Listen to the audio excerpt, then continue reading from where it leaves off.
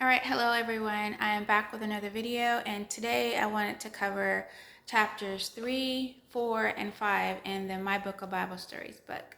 So I wanted to just bring out some of the points that, now that I look back on it, because I'm no longer in a religious mindset, um, and being introduced to it as a child, and just how I just think it's inappropriate reading for a child. I really don't understand um, how that book became so popular. But so the first chapter was that I'm going to discuss is chapter 3. It was the first man, the first woman.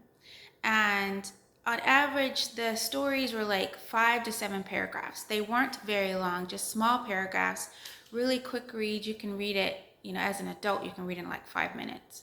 If you go along with scripture, of course, a little longer, using the Bible. But with some young children, you probably wouldn't even bring out the Bible as of yet, but you probably just read the story, which is only, like I said, 5 to 7 paragraphs. The first 2 paragraphs, maybe 2 sentences, maybe 3 max. So I just want to start by saying like what basically was the points of each one. So the first one was first man, first woman, and basically about the Garden of Eden that was created in the East, and that everyone's supposed to be happily ever after. God made the first woman and man and put them in the Garden of Eden, and that was the whole gist. But at the very bottom, it kind of gets spoiled before you can even get to chapter 4. So in the very last paragraph, it said, "But the happiness of Adam and Eve did not last." I thought, spoiler alert, like before you can even get to chapter 4. You're only 3 chapters into the My Kids Bible Story book. So then there's chapter 4, why they lost their home. So it goes from God created the earth, beautiful paradise, made man and woman, to they lost everything. Fourth chapter.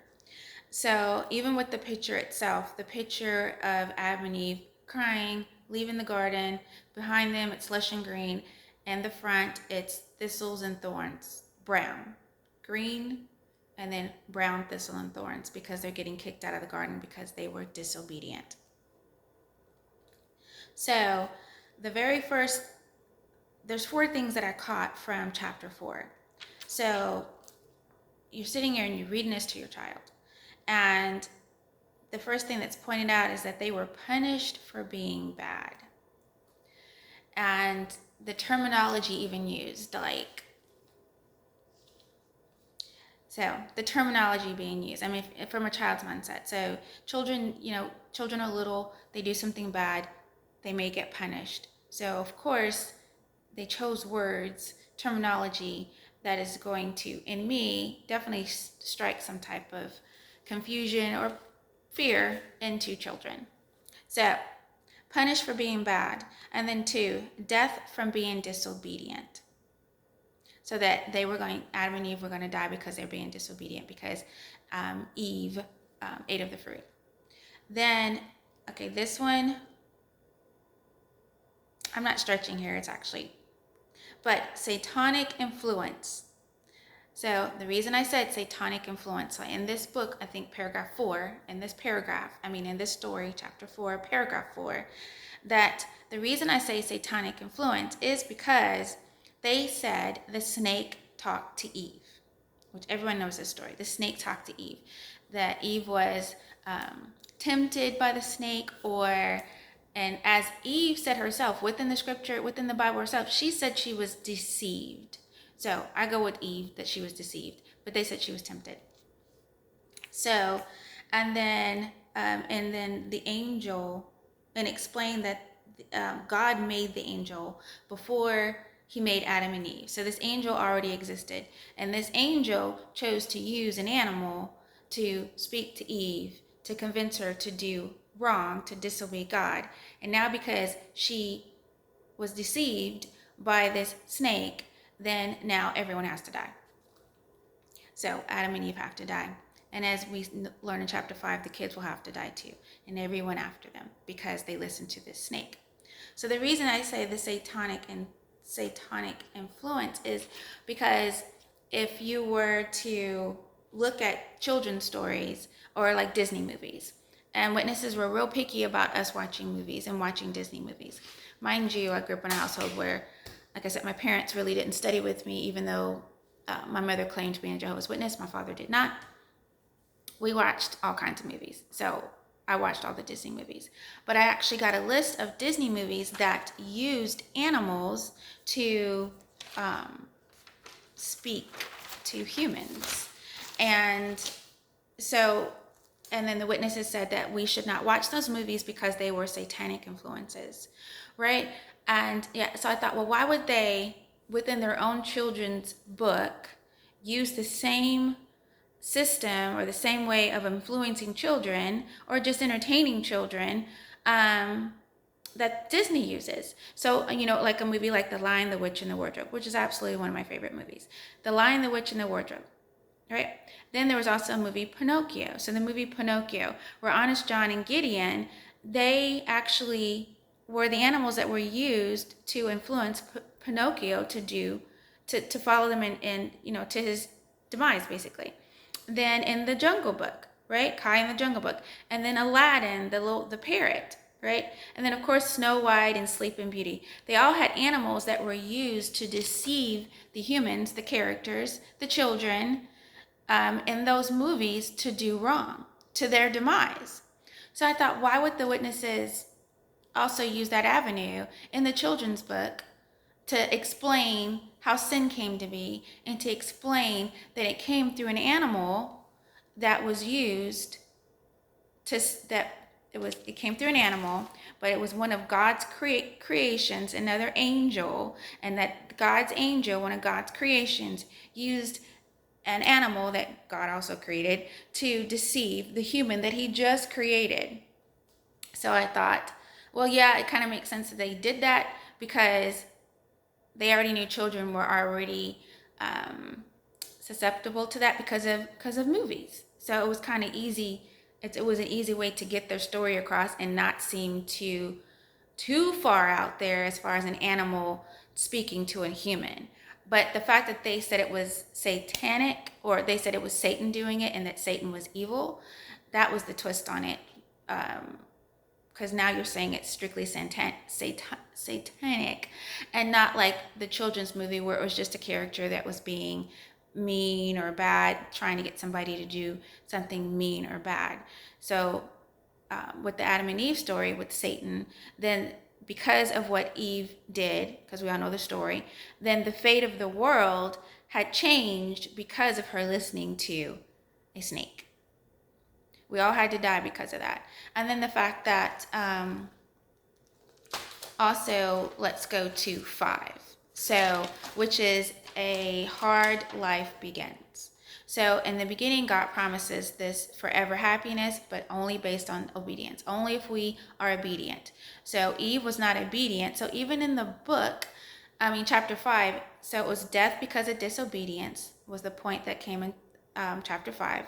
And then they were going to get a hard life because of disobedience. So now they had to work hard and suffer because of disobedience, which the book unfortunately points out that it's all Eve's fault because she didn't listen and chose to listen to the snake. And that it also stated in the book that Eve was no longer God's friend. And I thought that was really harsh to put that in there because, as a child, so you want to be God's friend, so you're going to always make sure you're hyper vigilant and anxious, trying to make sure you don't disobey, so you no longer become God's friend. And then also family members not being God's friend, and so those people are going to receive death and not live forever with you in paradise because they have to make sure they're obedient. There's no grace. There's just no grace of any kind. And so then also the fact that since God was not God's friend anymore, the fact that she's going to, as we as women know, suffer and then suffer in childbirth. and then suffer every month after that. So the fact that there was complete, utter punishment for being deceived. And I just felt like reading it that God spoke all these things on Adam and Eve, might as well say humankind. He spoke all this on because of one act of disobedience with no grace at all. And then there was another point where I wanted to bring up where once Adam and Eve had eaten of the fruit, and it was stated that they came to know good and bad. And it stated that God was looking for Adam and Eve, asked where they were, and they said, "Here I am." And he said, "Where are you?" And they said they were hiding because they're naked. And then then God said, "Who told you that you were naked?" And even as a child, I was like, just personally, I was like, so what was wrong with the being naked part? Why was that bad? Why was it bad to understand that you were naked? Especially with the fact that at this point, coming to the understanding that it is just him and her, based on the story that the witnesses are giving, that it's just Adam and Eve in this garden, that God created this garden and just put these two people in this garden. And since it's just those two people in that garden, why would it have mattered if they were naked? Like, why was that a revelation of something bad? And so they took fig leaves or fig tree leaves and stitched them together and made themselves clothing, which was not the point here. The point here is that, so then God went and sewed together animal furs or the skins of animals to make them clothing. So I just never thought of it, I guess because now later in life with the whole vegan thing and killing of animals and all that, it just never dawned on me that God created the animals, and then Adam and Eve sinned, and then he decided, God, to kill off one of his creations to provide clothing for man. So I just, looking back on it, I'm thinking now the leaves were perfectly fine. I mean, it was just them. So, but I guess because they were going out in harsh and out of paradise where the climate wasn't quite the same, I guess they needed skin to animal skin to cover their bodies. And it made me think about the land of the fugitives from when I was speaking before from my last video that I just did. And so they were getting put out of Eden, which was in the east, and being pushed out. So that meant, based on what I've read before, that the land of the fugitive, which is Nod, which is where Cain eventually goes once she has Cain, and Cain gets in trouble, and then he has to leave. So basically Adam and Eve, I'm just saying this, but Adam and Eve were put out into the land of the fugitives. And this is just me thinking, not saying that it said this scripturally in the book or anything, just me thinking about some of the things I'm coming across now. The fact that there was a land of the fugitives, there was a land of Nod. But it was named Nod after Cain had his son and named his, I might have that wrong. There was a land of the fugitives. And so Adam and Eve obviously were out amongst those that were in the land of the fugitives, because those were where the people went who were, as God said, where all the bad people were, right? And I just thought about the fact that, okay, so the snake told them that they would know good and bad, and the book says that the reason the snake did it is because he wanted to be their God. He wanted to be just like God, and he wanted somebody to rule them. So if he could get Adam and Eve to, disobey, then they would have to be put out of the garden and go into the land of the fugitives and basically be out there with Satan and all the bad people. So now he can rule over them. Now he's their God. But anyway, that was just, I don't know. That was just something that came across my mind. Probably doesn't make any sense at all, but yeah. So that's my spill for that one. I really do think that the Bible storybook is quite harsh, and I really do think it's introducing way too much in one story for a child.